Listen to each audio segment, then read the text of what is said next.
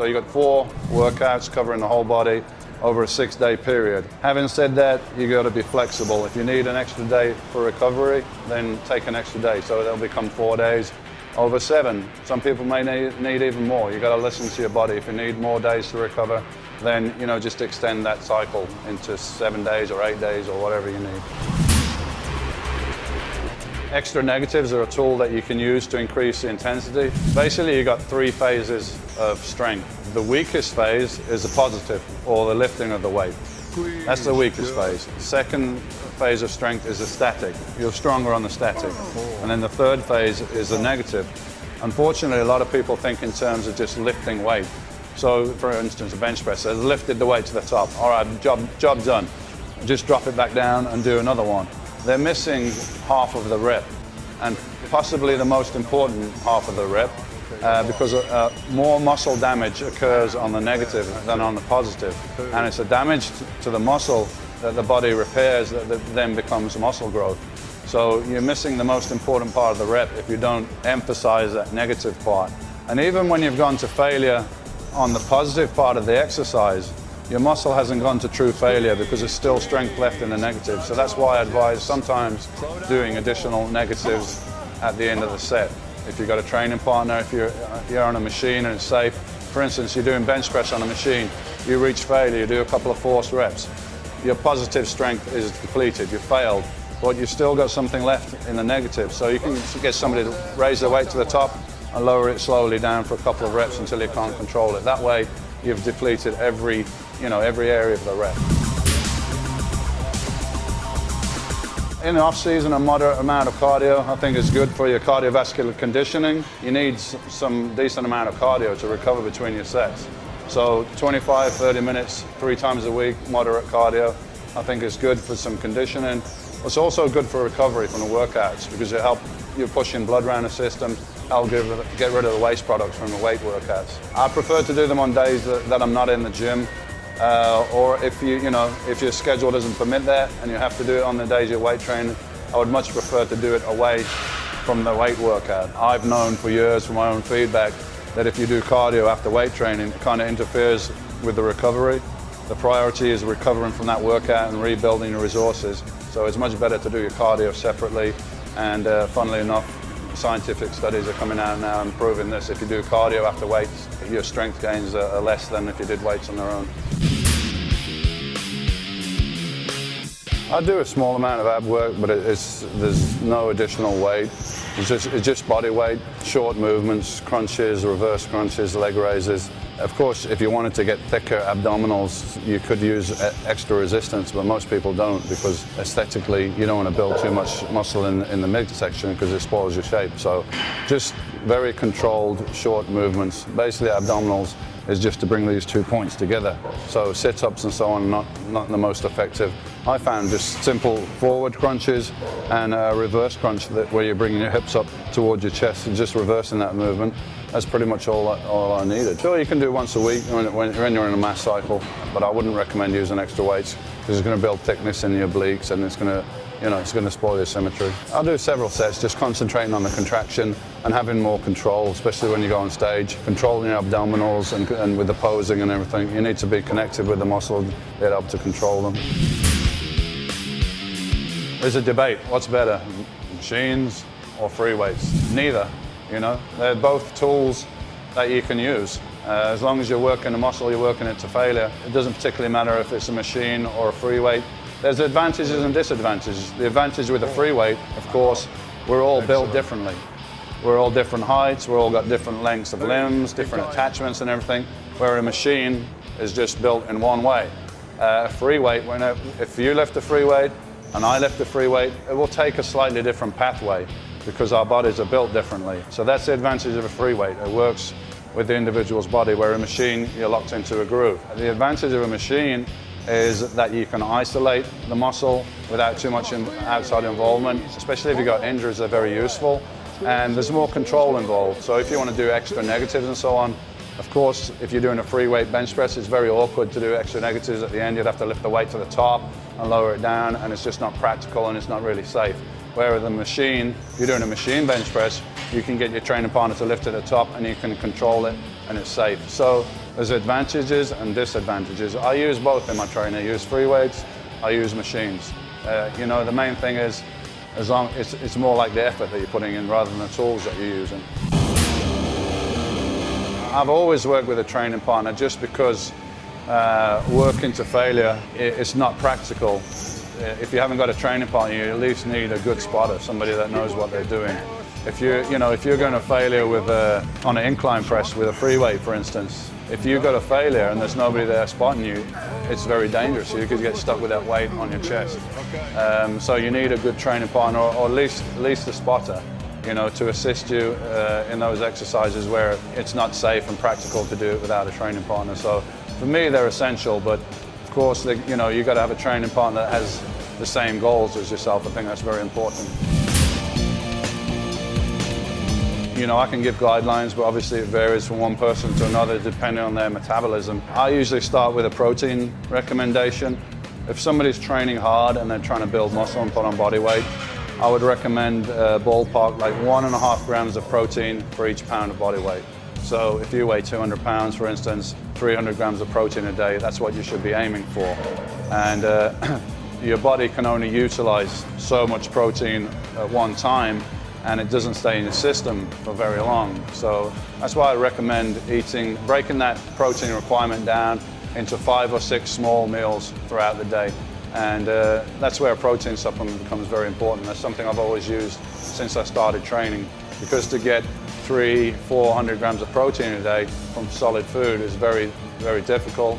And you know, if you're working and so on, it's not practical to eat chicken breasts every couple of hours. So a protein supplement is very useful to get that requirement in. As far as energy requirement, carbohydrates, that's going to vary quite a bit from one individual to another. So I can give you a guideline, and basically if you're putting on body fat with that level, then you have to bring it down a little bit. If you're not gaining weight, then you have to go up a little bit. Whatever protein level you're taking, times that by 1.5 to 2. 300 grams of protein a day becomes 450 to 600 grams of carbohydrate a day. That would be a good guideline.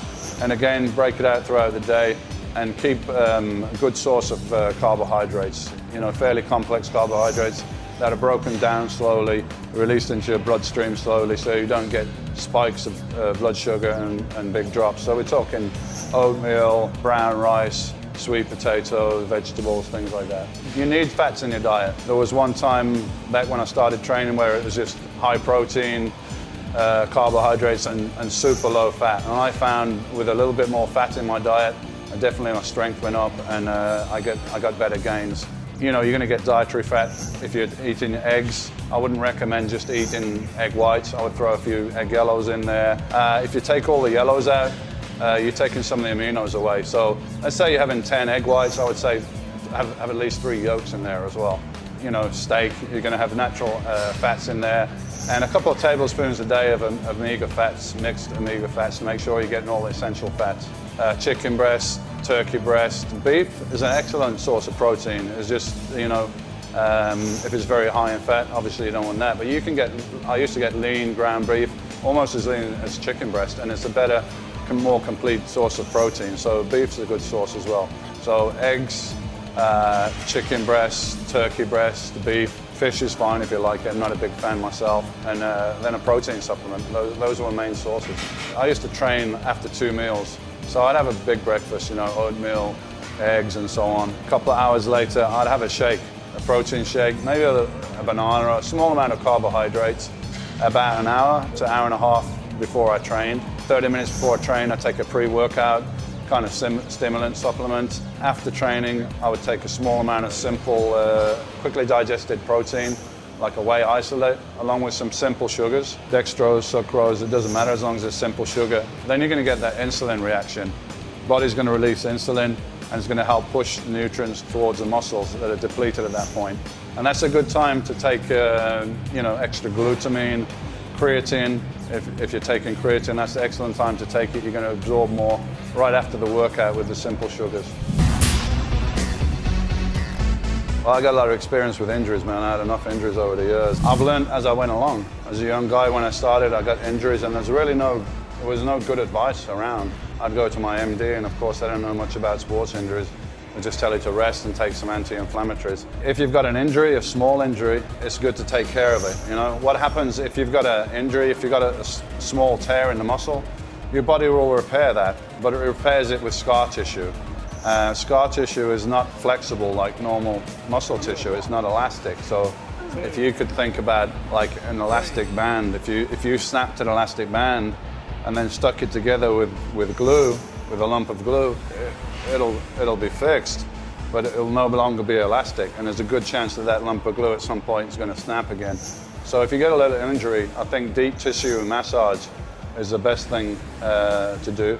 You get somebody in there, break that scar tissue down, bring blood into the area, and trying to get the healthy tissue back there. And do that before it becomes a severe injury. You know, that's what I've learned over the years. And you know, regular chiropractic is very helpful as well to keep everything in balance. Don't wait till you've got an injury. If you're putting a lot of stress on your body, if you're doing a lot of weight training, I think it's a good idea to have regular chiropractic care, just maybe once a month, something like that. I used to do strength because, I mean, strength is a good indication. If you're getting stronger, you're getting bigger and vice versa. So I would do body weight. I even used to do measurements, like measure my arms. Stuff might sound a bit old school, but if you've got various factors there, you can see if they're all increasing. So you could do a couple of measurements. You could do your body weight on the scales. You could do your strength levels and see how that increases from month to month, and have a goal each month. Even if this month I'm going to put on 2 pounds, if you did that every month, at the end of the year, it's 24 pounds. It's a huge gain.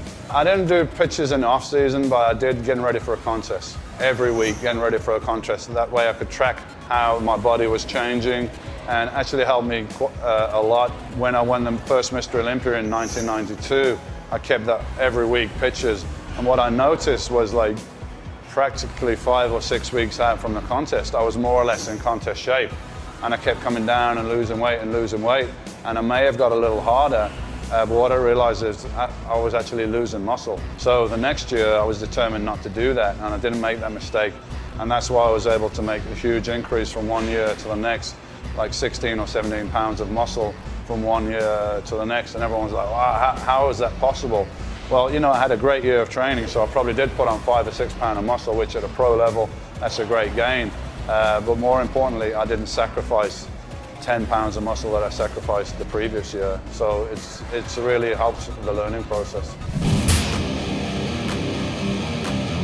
Something that really helped me over the years to keep motivated is keeping a journal with nutrition, with training. What I used to do is every month write down where I'm at presently.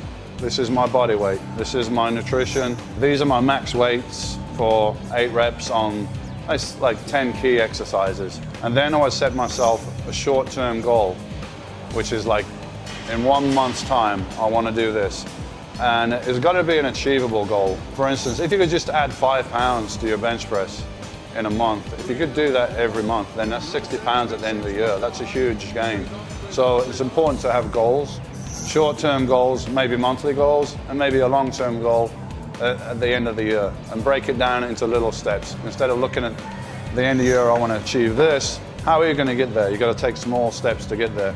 So monthly goals, and writing them down, I think it makes them much more powerful. What I would do before a workout, I would look at my journal, and I would keep a record of every workout as well. After the workout, I would write down, this is what I did today, you know, incline press 200 times 8 reps, and I would review that before I went to do the workout the next week. And okay, that's what I did last week, and that's my goal to beat this, you know.